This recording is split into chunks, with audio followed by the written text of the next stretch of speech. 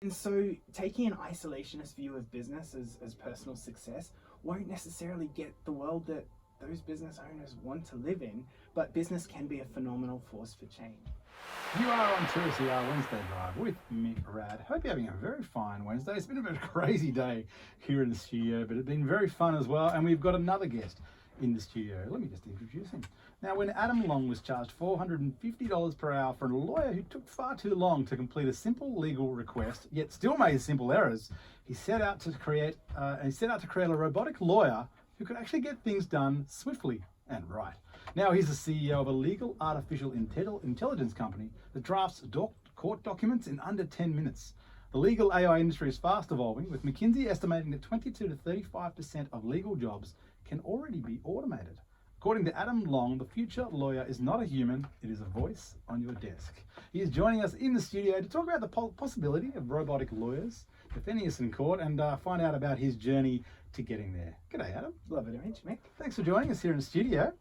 It's an interesting story. I mean, if anyone's ever had to get a lawyer, you realise how much they cost, and obviously, of course, they're charging you for every single minute of a task that you would think, oh, it's not going to take too long, but you know, thousands of dollars later, you get a result. It can be heartbreaking, and it was my first experience with a lawyer. So I was 24, starting my first business, bright-eyed and bushy-tailed and just so excited. Someone told me, oh, that shareholders agreement, you better go get it checked out by a lawyer.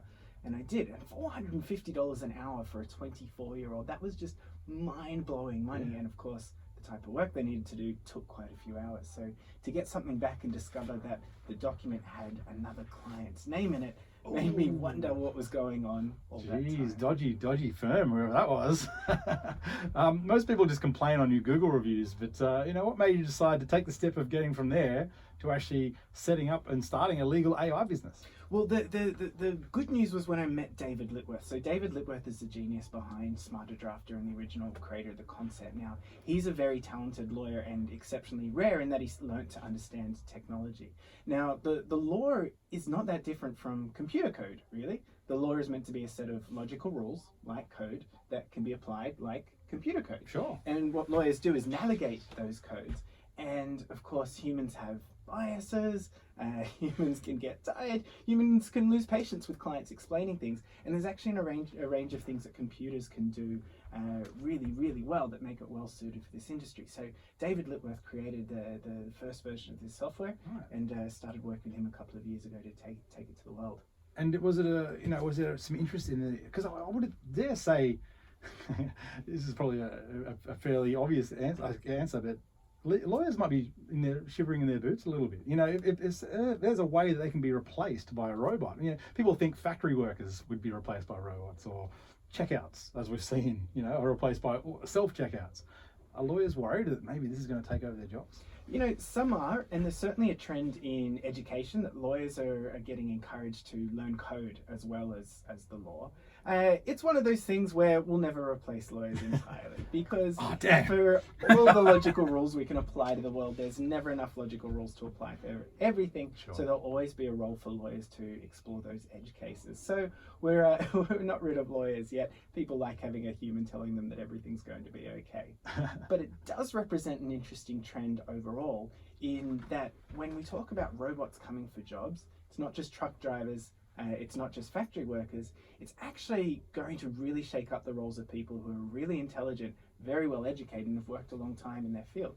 And that ranges from lawyers at one end of the spectrum through to doctors who are ultimately navigating probabilities of illness and navigating large amounts of medical data sets. Again, something that technology is really good at and humans can struggle with. So there's going to be some major changes over the next few decades. I dare say that you're right.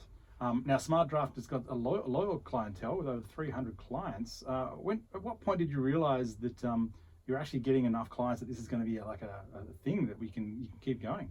Yeah, when we first ran a launch event, we were surprised to find 35 law firms signed up within 48 hours of it. So there was clearly demand for it. Now, the reason I dare say very few people on the radio have actually heard of Smarter Drafter is because it's only used by lawyers at the moment. Behind the scenes, it's cutting down the amount of time lawyers spend on work from 15 to 20 hours down to sort of under an hour, 5 minutes, 10 minutes Wow. to get that stuff done. So lawyers, as you can imagine, are pretty pleased about it, and it turns into good things for clients as well because they're not paying the huge hourly fees that were once the norm. Well, that's it. I mean, if you want a lawyer, you might look up a lawyer that's using Smarter Drafter and go, I want to use them because they're going to be quicker to do it. Absolutely. It means the lawyer can spend more time actually talking to the client instead of working on creating documents. Okay, so how's it do it? How is it looking at documents? How's it creating court documents? What is it doing to create it and do it so fast?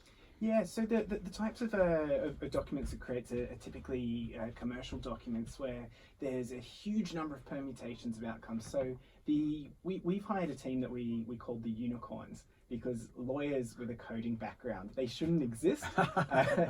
One of them was in Singapore. We have staff in Perth. Like, you had to go far and wide to find them. But they're really good at breaking down the law into these logical rules that the computers can navigate. So what we've done is map that out in more detail than has ever been done before, and it's just a huge time saver. For sure, and you've incorporated it into new technology. You built a virtual lawyer for Amazon's Alexa platform using a unique AI called Real Human Reasoning. You said you've mapped the decision-making process to expert lawyers in excruciating detail and managed to mimic a real lawyer. How does that project sort of differ from Smarter Drafter, or is it the same sort of thing? It's really the same sort of thing with a different interface. So Alexa is that Amazon device that sits on your desk and kids say, Alexa, tell me a joke, or Alexa, order me an Uber taxi. And where we see this going is, Alexa, write me a legal document. Alexa, can you give me some legal advice? And I know that last sentence is going to raise quite a few eyebrows, but that's the future that we're moving towards. Is there a danger that it could give the incorrect advice, and then all of a sudden, the people who made the software or made the code are going to be liable for things that maybe, they shouldn't have said? It's a really interesting question in all forms of technology. When you have technology that thousands of people can contribute to, where does responsibility for anything going wrong lie? And I find that's particularly interesting in the world of self-driving cars. If a self-driving car that's had thousands of engineers working on it and is run by a company like Uber or like Google has an accident, who's to blame there? It's a very interesting question that the world's only starting to explore. At the moment, because we work with lawyers, ultimately the lawyers who use it are happily the ones giving the advice at the end of the day. Sure, yeah. I'm guessing at that point a real human probably would be a little bit better than a robot when it comes to really technical or personal legal issues or legal advice. But you've said that MIT is creating a lawyer with more empathy and emotions than a human. Tell me about this. Where is this coming from? So there's a researcher at MIT called Cynthia Brazel, and she's actually working on robots that are designed to have empathy.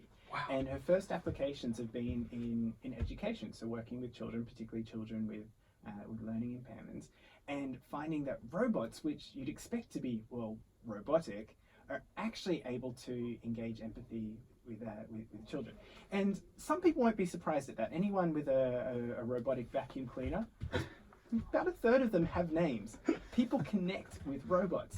So robots can do things that humans can struggle with, like, for example, patiently explaining something for the 7th time to someone who didn't understand it the first 6 times, or trying another way. So while empathy has always been seen as the domain of purely humans, I think the work of Professor Cynthia Brazel is an indicator that won't be the case forever.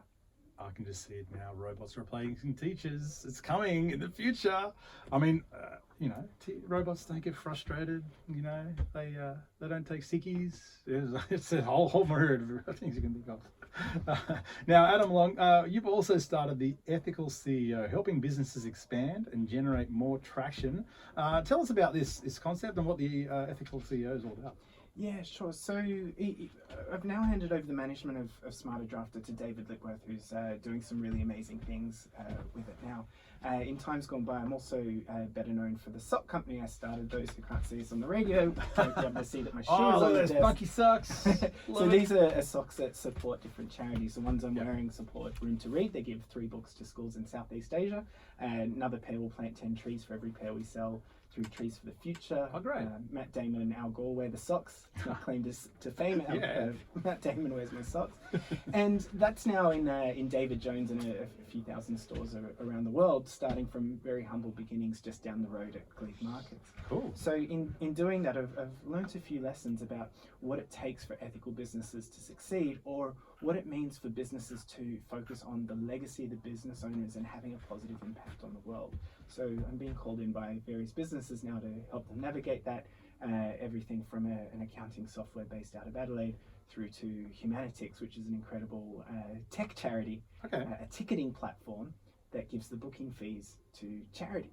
And Wow. the fascinating thing about them is that they're run like a Silicon Valley startup. High growth, high tech.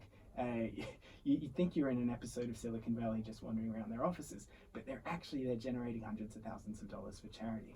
That is so awesome. I really admire that you're doing something like this and bringing ethics into business, when a lot of the time it's just about the money, how much more can we make?